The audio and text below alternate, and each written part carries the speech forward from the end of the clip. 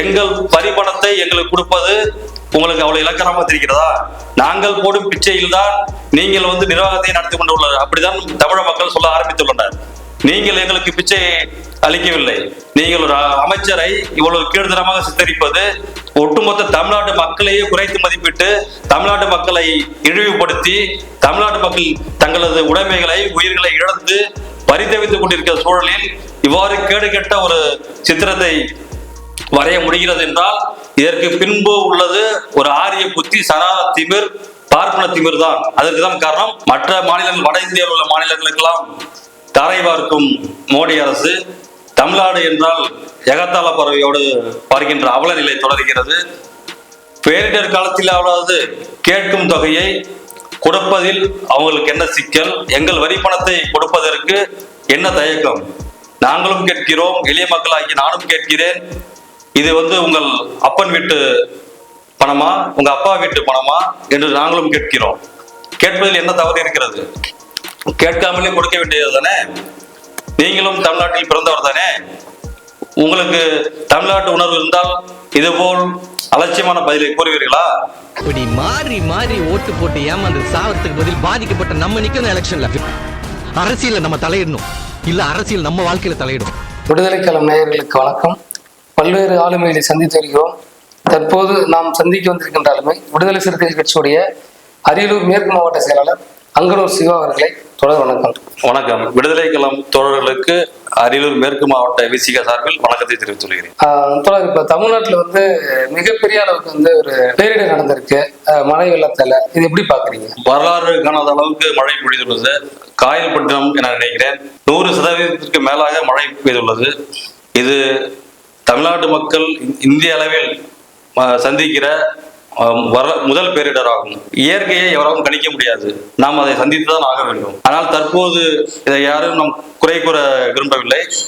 இந்த நெருக்கடி காலகட்டத்தில் அரசாங்கமானது மக்களுக்கு உதவியாக இருக்க வேண்டும். அந்த வகையில் தமிழ்நாடு அரசு தன்னால் முடிந்த அளவுக்கு இறங்கி களத்தில் வேலை பார்த்துள்ளார்கள். ஒன்றிய அரசுக்கும் இது மிகப்பெரிய பங்கு உள்ளது. ஆனால் என்ன காரணமோ தெரியவில்லை, தமிழ்நாடு அரசு தொடர்ந்து வைக்கின்ற கோரிக்கைகளை புறந்தள்ளும் அரசாகவே ஒன்றிய அரசு உள்ளது. இது பேரிடர் என்பது தமிழ்நாட்டு மக்கள் ஏதோ மாற்றாம் தாய் மனப்பான்மையோடு ஒன்றிய அரசு தமிழ்நாட்டு மக்களை வஞ்சித்து வருகிறது. தமிழ்நாடு முதல்வர் அவர்கள் நிவாரண நிதியாக, இடைக்கால நிவாரண நிதியாக முதலில் 2000 கோடி கேட்டு கோரிக்கை வைத்தார். தியாக தலைவர் எழுச்சி தமிழர் அவர்களும் நாடாளுமன்றத்தில் இதே கோரிக்கை எழுப்பினார். ஆனால் ஒன்றிய அரசு ஒதுக்கியதோ முதல் தவணையாக 450 கோடி தான். இது பேரிடருக்காக ஒதுக்கவில்லை. வழக்கமாக நமது வரி பகிர்வில் அவங்களுக்கு கொடுக்க வேண்டியதை மட்டும்தான் கொடுத்தார்கள். ஆனால் சில சங்கிகள் ஒன்றிய அரசு 1000 கோடி கொடுத்ததாக பொய் பிரச்சாரத்தை முன்னெடுத்து வருகிறார்கள். வழக்கம் போல தமிழ்நாடு அரசு கேட்கும் நிதியை 50% கொடுக்க முன்வர வேண்டும். ஆனால் பேரிடர் காலத்தில் முழு தொகையுமே கேட்கும் தொகையை கொடுக்க வேண்டும். ஏனால் இந்தியாவில் தமிழ்நாடு மாநிலம்தான் அதிகமான வரியை செலுத்துகின்ற மாநிலமாக உள்ளது. இந்திய வளர்ச்சியில் தமிழ்நாடு அரசு தமிழ்நாடு மக்களின் வரி பணத்தை தமிழ்நாடு அரசு மூலமாக தொடர்ந்து செலுத்தி வருகிறோம். ஆனால் மற்ற மாநிலங்கள், வட இந்தியாவில் உள்ள மாநிலங்களுக்கெல்லாம் தாரை பார்க்கும் மோடி அரசு தமிழ்நாடு என்றால் எகத்தாள பறவையோடு பார்க்கின்ற அவல நிலை தொடர்கிறது. பேரிடர் காலத்திலாவது கேட்கும் தொகையை கொடுப்பதில் அவங்களுக்கு என்ன சிக்கல்? எங்களது வரி பணத்தை நாங்கள் கேட்பது ஒரு தவறான செயலா? கேட்காமலேயே அந்த வரி பணத்தை முழுமையாக கொடுக்க வேண்டியது ஒன்றிய அரசின் கடமை. ஆனால் என்னவோ தெரியவில்லை, இருட்டடிப்பு செய்கிறார்கள். இப்போ நீங்க கேட்டதும் தொகை தரணும் அப்படின்னு சொல்லிட்டு பேரிடர் தொகை தரணும்னு சொல்றீங்க. ஆனா தமிழ்நாடு அரசு முன் வச்ச உடனே நிதியமைச்சர் சீதாராமன் சொல்றாங்கன்னா, நிர்மலா சீதாராமன் அவர்கள் நாங்க என்ன ஏடிஎம்மா, நீங்க பணம் கட்டணும் கொடுக்குறது நாங்க என்ன ஏடிஎம்மா அப்படின்ற மாதிரி அவங்க ஒரு கேள்வி வைக்கிறாங்க. அதுக்கு பதிலா உதயநிதி ஸ்டாலின் அவர்கள் என்ன சொல்றாருன்னா, அமைச்சர் உங்க அப்பா வீட்டு பணத்தை கொடுக்கல, எங்க வரி பணத்தை கொடுங்கன்ற மாதிரி கேட்கிறாரு. இந்த முரண்பாடு, இந்த மோதல் நீங்க எப்படி பாக்குறீங்க? இது அமைச்சர் நிர்மலா சீதாராமன் அவர்கள் சொல்லிய ஒரு பதிலுக்கு பதிலடியாக அவர் கூறியுள்ளார். அவர் கூறியதில் எதுவும் தவறில்லை. தமிழ்நாடு மக்களின் ஒவ்வொரு எளிய மக்களின் ஒவ்வொரு கேள்வியும் கூட பாதிக்கப்பட்டு தங்களது உடைமைகளை உயிர்களை இழந்து அனாதையாக நிற்கும் போது எங்கள் வரி பணத்தை கொடுப்பதற்கு என்ன தயக்கம்? நாங்களும் கேட்கிறோம், எளிய மக்களாகி நானும் கேட்கிறேன். இது உங்கள் அப்பன் வீட்டு பணமா, உங்க அப்பா வீட்டு பணமா என்று நாங்களும் கேட்கிறோம். கேட்பதில் என்ன தவறு இருக்கிறது? கேட்காமலே கொடுக்க வேண்டியது தானே. நீங்களும் தமிழ்நாட்டில் பிறந்தவர் தானே. உங்களுக்கு தமிழ்நாட்டு உணர்வு இருந்தால் இதுபோல் அலட்சியமான பதிலை கூறுவீர்களா? உங்களுக்குள் உள்ள புத்தியானது சனாதன ஆதிக்க ஒரு திமிர் என்றே சொல்ல வேண்டும். அந்த வகையில் தான் உங்களது பேட்டி உள்ளது. தியாகத்தலைவர் எழுச்சி தமிழர் அவர்கள் உள்ளிட்ட தமிழ்நாடு அரசியல் தலைவர்கள் அனைவருமே இதை பேரிடராக அறிவிக்க வேண்டும் என கோரிக்கை வைக்கின்றனர். பேரிடராக அறிவிப்பதில் என்ன தயக்கம்? வட மாவட்டங்களில் சில தினங்களுக்கு முன்பு கடுமையான பாதிப்பை நமது மக்கள் அடைந்தனர். வெள்ளம், பெருமழையால்.